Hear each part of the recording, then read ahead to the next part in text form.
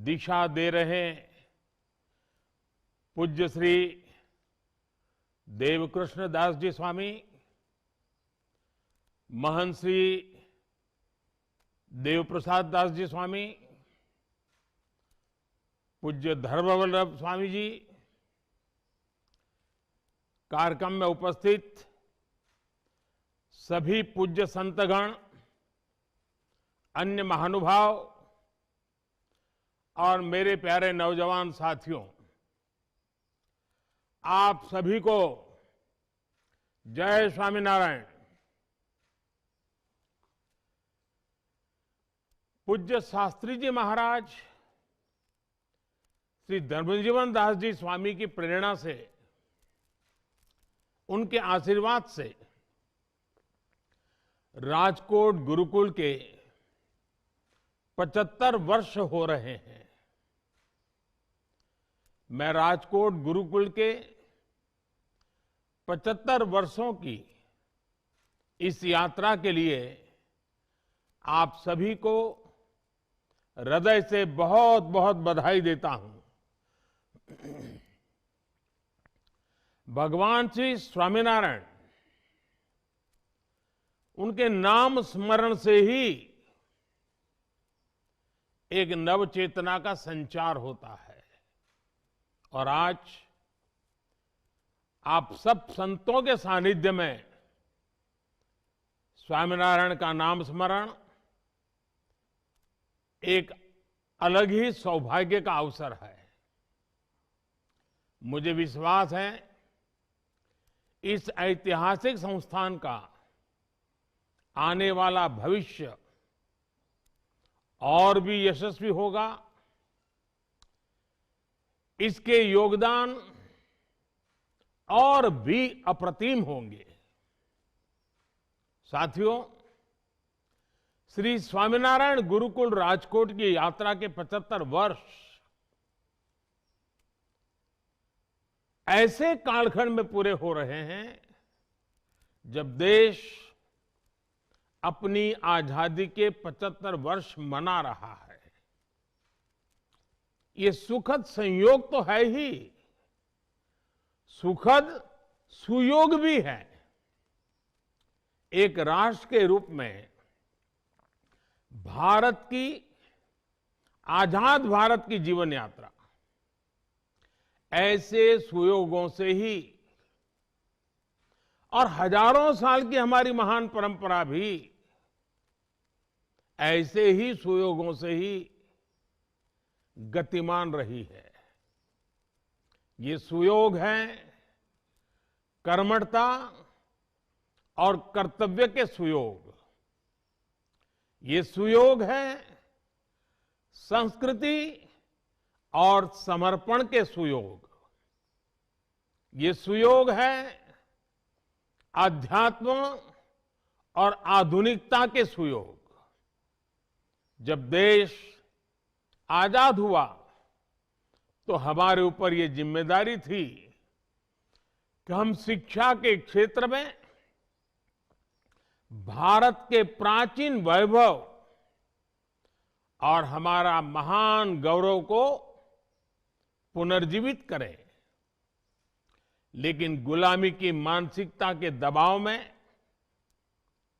सरकारें उस दिशा में बढ़ी नहीं, और कुछ बातों में तो उल्टे पैर चली। और इन परिस्थितियों में एक बार फिर हमारे संतों ने, आचार्यों ने देश के प्रति इस कर्तव्य को निभाने का बीड़ा उठाया। स्वामीनारायण गुरुकुल इसी सुयोग का एक जीवंत उदाहरण है। आजादी के तुरंत बाद भारतीय मूल्यों और आदर्शों की नींव पर इस आंदोलन को, इस संस्थान को निर्मित किया गया। पूज्य धर्मजीवन दास जी स्वामी जी का राजकोट गुरुकुल के लिए जो विजन था, उसमें अध्यात्म और आधुनिकता से लेकर संस्कृति और संस्कार तक सब कुछ समाहित था। आज वो विचार बूझ, वो विचार बीज एक विशाल वटवृक्ष के रूप में हमारे सामने है। मैं गुजरात में आप सबके बीच में ही रहा हूं, आप ही के बीच में पला बढ़ा हूं, और ये मेरा सौभाग्य रहा है कि मुझे इस वटवृक्ष को आकार लेते हुए अपनी आंखों से करीब से देखने का सुअवसर मिला है। इस गुरुकुल के मूल में भगवान स्वामीनारायण की प्रेरणा रही है। प्रवर्तनीया सद्विद्या भुवि यत् सुकृतम महत्, अर्थात सत विद्या का प्रसार संसार का सबसे पवित्र, सबसे महत्वपूर्ण कार्य है। यही तो ज्ञान और शिक्षा के प्रति भारत का वो शाश्वत समर्पण है जिसने हमारी सभ्यता की नींव रखी है। इसी का प्रभाव है कि कभी राजकोट में केवल 7 विद्यार्थियों के साथ प्रारंभ हुए गुरुकुल विद्या प्रतिष्ठानम की आज देश विदेश में करीब 40 शाखाएं हैं। हर वर्ष यहां हजारों की संख्या में विद्यार्थी आते हैं। पिछले 75 वर्षों में गुरुकुल ने छात्रों के मन मस्तिष्क को अच्छे विचारों और मूल्यों से सींचा है ताकि उनका समग्र विकास हो सके। आध्यात्म के क्षेत्र में समर्पित युवाओं से लेकर इसरो और बार्क में वैज्ञानिकों तक हम गुरुकुल परंपरा ने हर क्षेत्र में देश की मेघा को पोषित किया है। और गुरुकुल की एक विशेषता हम सब जानते हैं और आज के युग में हर किसी को वो प्रभावित करती है। बहुत कम लोगों को मालूम है कि उस कठिन काल में भी और आज भी ये गुरुकुल एक ऐसा संस्थान है जो हर गरीब छात्र से शिक्षा के लिए एक दिन का केवल 1 रुपया फीस लेता है। इससे गरीब विद्यार्थियों के लिए शिक्षा पाने का रास्ता आसान हो रहा है। साथियों, आप सभी जानते हैं कि भारत में ज्ञान ही जीवन का सर्वोच्च उद्देश्य रहा है।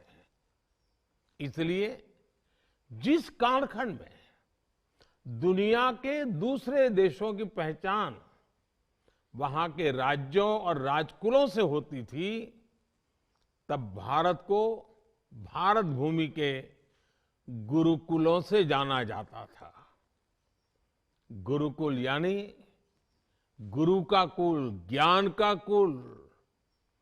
हमारे गुरुकुल सदियों से समता, ममता, समानता और सेवा भाव की वाटिका की तरह रहे हैं। नालंदा और तक्षशिला जैसे विश्वविद्यालय भारत की इस गुरुकुल परंपरा के वैश्विक वैभव के पर्याय हुआ करते थे। खोज और शोध ये भारत की जीवन पद्धति का हिस्सा थे। आज हम भारत के कण कण में जो विविधता देखते हैं, जो सांस्कृतिक समृद्धि देखते हैं, ये उन्हीं शोधों और अन्वेषणों के परिणाम है। आत्म तत्व से परमात्मा तत्व तक, आध्यात्म से आयुर्वेद तक, सोशल साइंस से सोलर साइंस तक, मैथ से मेटलर्जी तक और शून्य से अनंत तक हमने हर क्षेत्र में शोध किए, नए निष्कर्ष निकाले। भारत ने अंधकार से भरे उन युगों में मानवता को प्रकाश की वो किरणें दी जिनसे आधुनिक विश्व और आधुनिक विज्ञान की यात्रा शुरू हुई। और इन उपलब्धियों के बीच हमारे गुरुकुलों की एक और शक्ति ने विश्व का मार्ग प्रशस्त किया। जिस कालखंड में विश्व में जेंडर इक्वलिटी जैसे शब्दों का जन्म भी नहीं हुआ था, तब हमारे यहां गार्गी, मैत्रेयी जैसी विदुषियां शास्त्रार्थ करती थी। महर्षि वाल्मीकि के आश्रम में लवकुश के साथ ही आत्रेय भी पढ़ रही थी। मुझे खुशी है कि स्वामीनारायण गुरुकुल इस पुरातन परंपरा को, आधुनिक भारत को आगे बढ़ाने के लिए कन्या गुरुकुल की शुरुआत कर रहा है। 75 वर्ष के अमृत महोत्सव में, आजादी के अमृत काल में इस संस्थान की शानदार उपलब्धि होगी और देश के लिए महत्वपूर्ण योगदान भी होगा। साथियों,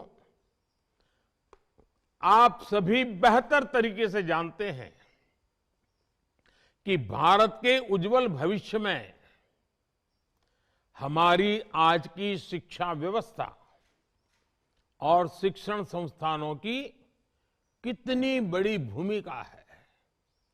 इसलिए आजादी के इस अमृत काल में देश एजुकेशन, इंफ्रास्ट्रक्चर हो या एजुकेशन पॉलिसी, हम हर स्तर पर